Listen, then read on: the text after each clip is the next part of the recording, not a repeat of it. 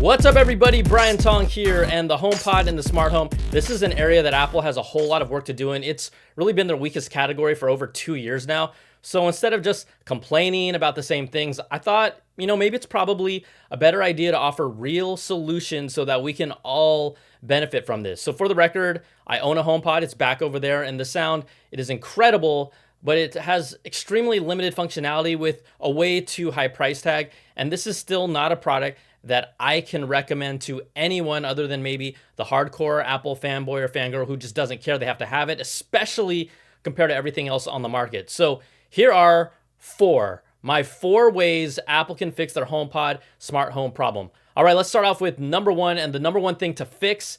It's a no-brainer, and I know all of you are thinking it, and we all know it. It has to be Siri. Siri first appeared on the iPhone 4S in 2011, and at the time, it was the first smartphone that had an artificial intelligent assistant that you could talk to. It wasn't until March of 2014 that we saw Amazon's Alexa. So Apple basically had a 3-year lead here. Then the Google Assistant was introduced 5 years later in May of 2016. But it hasn't gotten that much better. Apple's added more responses to different types of questions with each OS iteration, but it's still not nearly as smart as other assistants. It still can't handle multiple queries for handling 2 commands at once. Google and Alexa do this with ease by just putting the word "and" between the 2 requests. Look, it's almost 10 years later, it still can't do this, and almost 10 years later that it still can't handle multiple timers. Now, Siri on the HomePod just got the ability in 2020 to identify different users by their voice. Google and Amazon has had that feature before them as well. And let's be honest, most people that use Siri, they're going to use it for reminders and alarms and to message someone, to take calls, but it also hasn't really offered you much more than it did in 2011, if you really think about it. It's as basic as you can get, but fundamentally, it hasn't changed or evolved, and it's really holding Apple back across all of its devices. Now, Apple had the big lead in voice and surrendered it within a few years, and we know Apple's commitment to privacy, which is very important and has proven to be a huge differentiator for them over time. The way they handle your data does limit some of the things Siri can do and its responsiveness, but Apple's privacy policy shouldn't stop it from handling multiple queries or multiple timers. So when is this change coming? Well, back in April of 2018, Apple hired Google's chief of search and artificial intelligence, John Giannandrea, and it was a huge hire and really a power move to play catch up to its rivals. Now, I get it, change isn't going to happen right away, and I didn't expect it in year 1. I was hoping for something in year 2. We didn't get that this year, but to me, we'll give them a 3-year plan. That is a more than generous and fair timeline to assess Siri after Giannandrea's time at Apple. That's coming up in 2021, and nothing in iOS 14 showed us that there's anything that makes it smarter. We have the new compact UI that has been something we wanted for a while, and that's going to be great visually, but Siri is still Siri. Now, Apple has to fundamentally rebuild this new voice assistant. I think they need to scrap it, start from scratch, and they can call it Siri still, but they need to take a few step backs in order to even catch up to the others. And Apple is lucky. They've had all the time in the world to do this because of its ecosystem. No one is leaving the Apple ecosystem because of Siri, but it's the weakest assistant compared to the others, and it really does affect every one of Apple's products. So for number 1, you got to fix or fundamentally change and improve Siri. But let's say they don't improve Siri significantly. You could argue this next one is even more important for the smart home. The second thing Apple needs to do is increase its smart home device compatibility, and not by a little, but a whole lot, because I went to Apple's website to see how many HomeKit compatible devices they have right now, and you can all go check it out for yourself. But at the moment, their list of home accessories has a total of 625 devices. Now, some of those are just AirPlay compatible speakers and receivers for listening to music. They are not HomeKit compatible. So if you remove those, that's 190 devices less. So we're really looking at 435 HomeKit compatible smart home devices right now.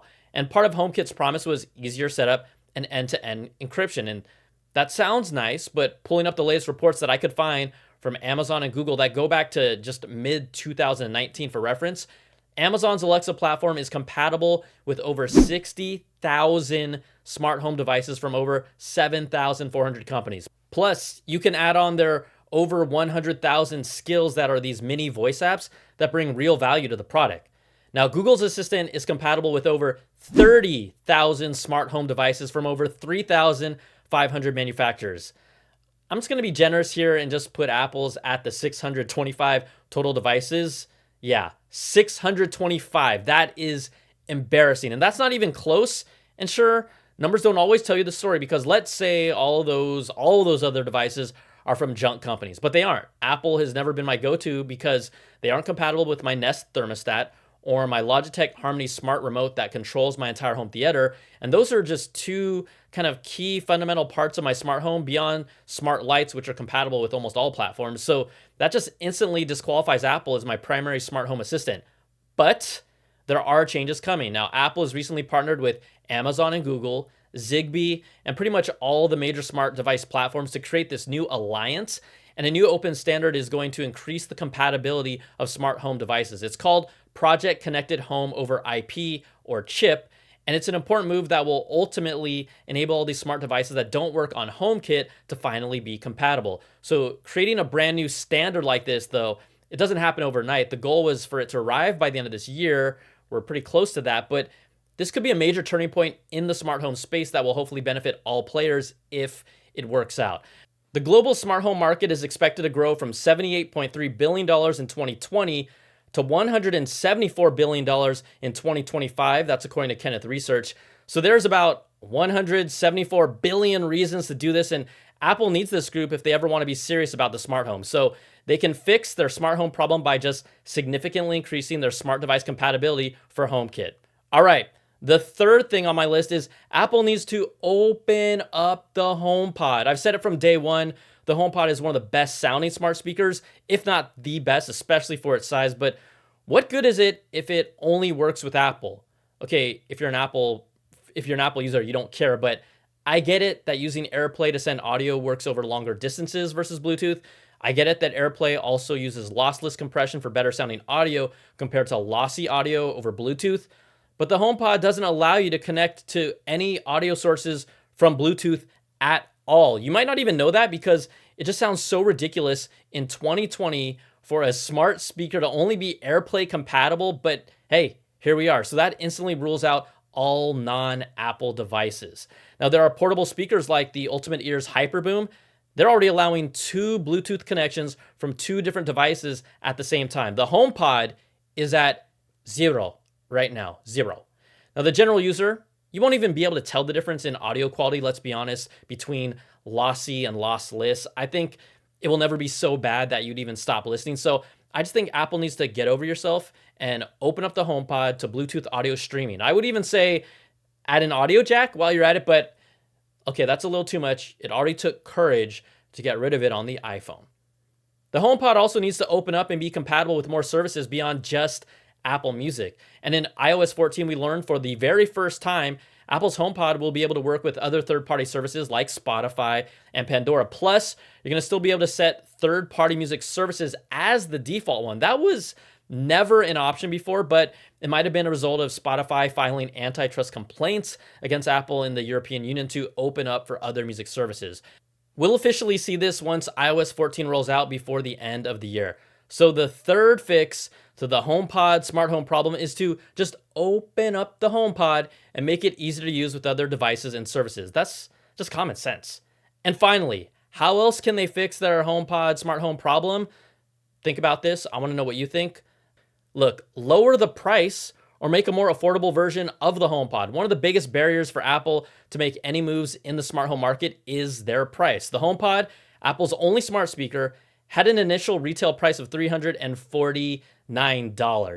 Amazon's current third generation Echo Dot is $49. The latest Google Nest Mini, $49.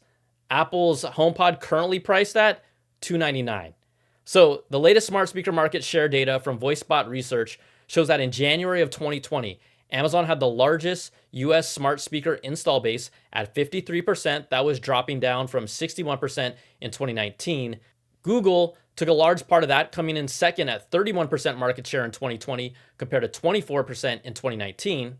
Apple, they pretty much stayed almost exactly the same at 2.8% market share in 2020 compared to 2.7% in 2019. And Sonos, they more than doubled their market share to 4.7% in 2020 compared to 2.2% in 2019 while passing up Apple. So it's clear here, Apple has to drop the price of their HomePod, or more likely they'll create a smaller, more affordable one. And sure, you could say, but I have my iPhone on me all the time. I don't need a smart speaker in every room. And you're right to a point, but when you know that there's a smart speaker wherever you are, you just tend to use it more. And this is a first world problem, but I don't always have my phone on me, and I don't always want to have to pick up a device from my pocket, pull it out, and talk to it when I'm at home to give commands just to turn lights off. Let's just completely ignore audio quality for a second, and let's put this into perspective. You can equip 6 rooms with an Amazon Echo Dot or 6 rooms with a Google Nest Mini smart speaker device for the same price that you can equip a single room with an Apple HomePod. That's just how big the price gap is right now. And I know some of you aren't even comfortable and will just never use smart speakers in the first place because of privacy issues, even if you have a phone on you 24/7.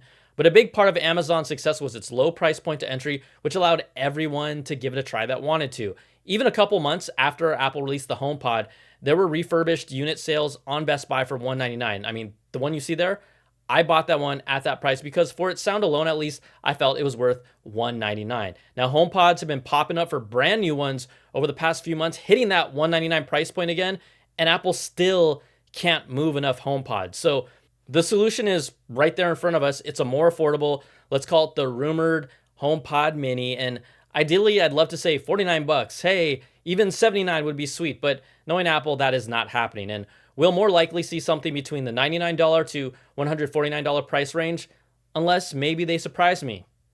They won't. But if Apple wants to make any moves in the smart speaker market, it just has to start with a more affordable HomePod. And I told you in the beginning of this video, no more complaining.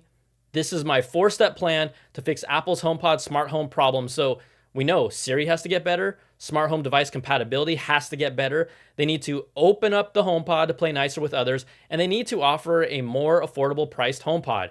So do those 4 things, and with the power of Apple's ecosystem, I could see them just easily turning the ship around in the right direction. And we know, quite honestly, that Apple knows all of this. It's just a matter of what they will actually do or not do. But I want to know from all of you, did I miss anything? Like, I'd love to hear any of your ideas to improve and fix Apple's HomePod and smart home platform. It's really one of their product categories that is just there floundering around for the past 2.5 years that they haven't really done much with. And honestly, I've been holding on to doing a video like this for a long time, and everything that I said really could have been said from day one when they released the product because not much has changed. So there you go. The 4 ways that I would fix Apple's HomePod smart home problem. Now, if you like this video, you know what to do. Give me that thumbs up, subs up, and hit that notification bell, ding, to find out when I drop my next video. And if you want to go even deeper with the latest about Apple each week, check out my audio podcast, the Apple Bits XL. Plus, all my content is independent, the podcast, the videos, everything I do. And I'd love your support at patreon.com/Brian Tong. So thanks so much for watching. Take care, everybody. Be safe. We'll see you next time. Peace and love.